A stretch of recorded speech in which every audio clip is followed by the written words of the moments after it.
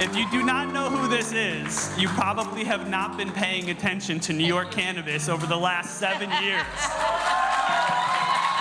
Thank you. Wow, Senator Krueger, it's amazing to have you here. Thank you so much for coming. Before we get started, I just want to say thank you for all the work that you have done. It's crazy for me to sit up here and speak with you. I've testified in front of you at the budget committees about cannabis and taxes and all sorts of small business stuff, but to sit up here with you and think, to myself, like many of the people in this room, I've been arrested a lot of times for cannabis, just like everyone else.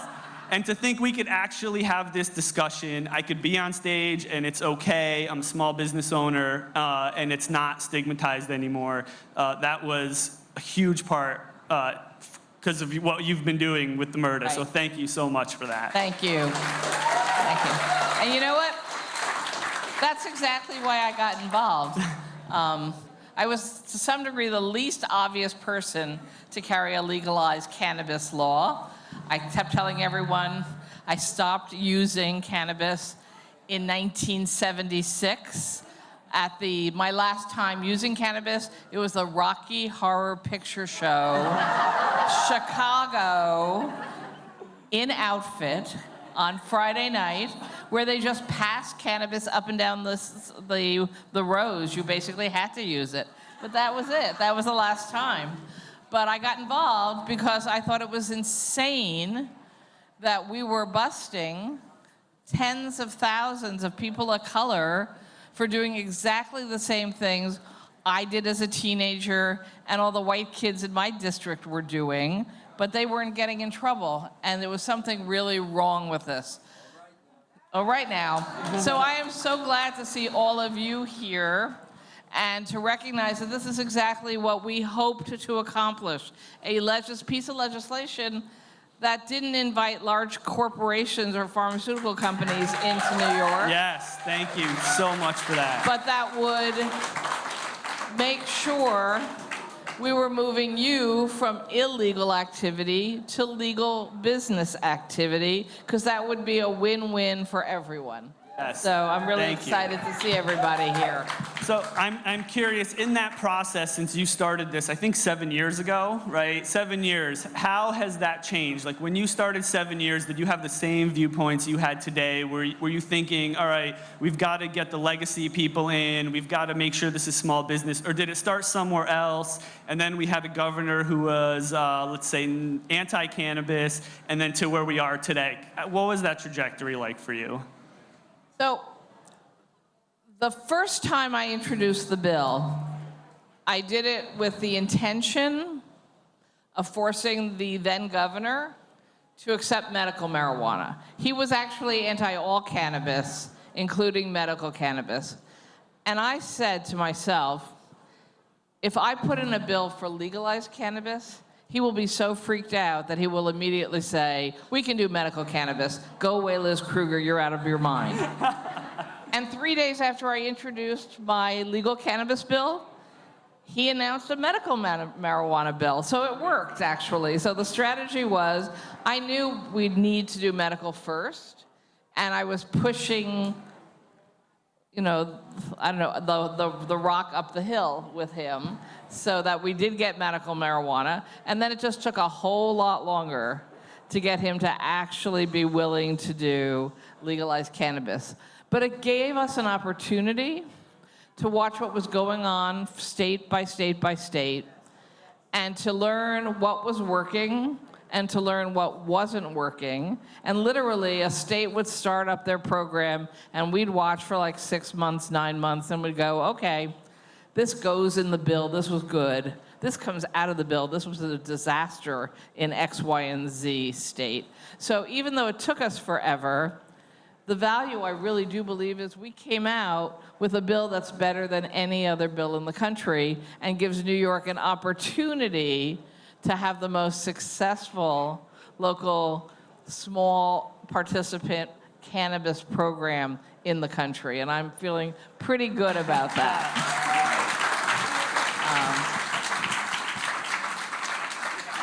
You're 100%. Whenever I talk to people from out of state, I'm like, we have the best bill. It is the most progressive bill. And we also are the people who actually might be able to pull this off, as crazy as that sounds. That's right. Now, part of today, though, is getting our bearings, right? A little bit of the past, a little bit of the present, a little bit of the future. So let's talk about the present. To get that bill off of the ground, a lot of things had to happen. We needed to appoint a board, for example. Let's just start right there. How are we doing with that, and what's it looking like today? So we passed the bill last April, and then the governor didn't want to do anything else. Now, he had some other crap going on. He had a lot of packing to do to get out of town, which I was strongly urging him to do. It was a lot of packing. And so he couldn't get around to appointing people to the board or hiring people. Thank God someone just said, I agree, because a couple of names floating around, we were like, no, no, no. And just, there's no reason you would know this, but so I happen to be the sponsor of the bill, but almost more relevantly, I'm the chair of the finance committee, which means I do the confirmations of who gets hired to these top positions. And I very politely explained to the governor, I wasn't confirming X, Y, and Z, so don't even send them to me. So that was... That was the most glorious day ever, by the way. For us in the industry, in the policy space that were paying attention, the name that was floated was a straight up prohibitionist, non-New Yorker, hated everything we were doing, and just wanted us to grow weed on yeast and sell it, and have 5 companies selling it. So thank God that never happened. Then we got a new governor, Kathy Hochul. Yes, for cannabis, yes. So, no, seriously. So like on her like 3rd day, I said, look, I know cannabis isn't the top of the list and you got a lot of things to do, but a few weeks from now I'm gonna come and start to hassle you about what we need to be doing about cannabis. And she said, okay. And then like a week later, she called and said, okay, I'm ready. So you need people for the board and you need people to staff, and I suspect you know exactly who you want those people to be. And I said, yes, I do. And she goes, okay, you got them. And so we have the dream team, in case you don't realize it, staffing and on the board, and you're going to be hearing from several of them today. I think you have presentations by 2 of the board members. And also, for people who haven't heard the names, Chris Alexander, Axel Burnaby, and Jason Starr, who it's like, I don't even know anything about basketball, but I know we have the dream team here for cannabis. And so they're going to make sure that we get the right regulations, because that's critical. Nobody wants to ever know about regulations, maybe some lawyers, but nobody else ever wants to know. You do? Okay, somebody does. Oh, I'm the only one. It's so dry. But anyway, we have to have regulations so that we know what all the rules of the road are. So even for you all who are looking for all those licenses that Alan described before, I would suggest, don't spend your money so fast on the lawyers you will need. I'm not anti-lawyer, I'm just telling you, you don't need them yet because we don't have the regulations yet, right? So everybody can assume they know what you're gonna have to do to apply for a license, but we're all just guessing. And we have to wait for the regs to come out, but Dream Team has promised we're gonna get them out really fast. Then you'll have a chance to comment on the draft regulations and say, okay, these 10 are great, but you guys screwed up on number 11, and we need you to fix that. And so then we can go back and change regulations before they're finalized. And literally, when the regulations are changed, that's to some degree when the gun goes off, so to speak. I don't like gun analogies, so I didn't say that. The something goes off, the balloon bursts, and everybody can start to apply for the licenses. So that is a great kind of reminder. You know, we're here to really think about what's next, but we're walking, right? We're not running yet. We're just getting ready. We're figuring out in our minds where we all live inside of this industry, how it's going to look. And I have a feeling, I don't know, but they're working on those regulations. I do know that. And we have some of the board members here. Pull them aside later. They are actually here today not to tell you what the regulations are, but to listen. That's why we did this event before they were out and not when it was too late, okay? So they're around, grab their ear and tell them, look, this is what I do, and if you do X, Y, and Z, you're really gonna help my small business become legit. And that's what I need to happen in the near future. So take this day and this opportunity, because there's not many like this, where you have access to literally the top decision makers in Albany when it comes to cannabis. So just, you know, as a reminder. One last question, and then we should, I think our time is up here, but you've been championing the bill. It's happening. We have the board. We're working on the regulations. Let's pretend we travel 5 years into the future. Me and you get into one of those time machine phone booth thingies, and we go 5 years in. What does the cannabis landscape in New York look like in your dream world? I do think that New York is likely to be the largest cannabis market in the country.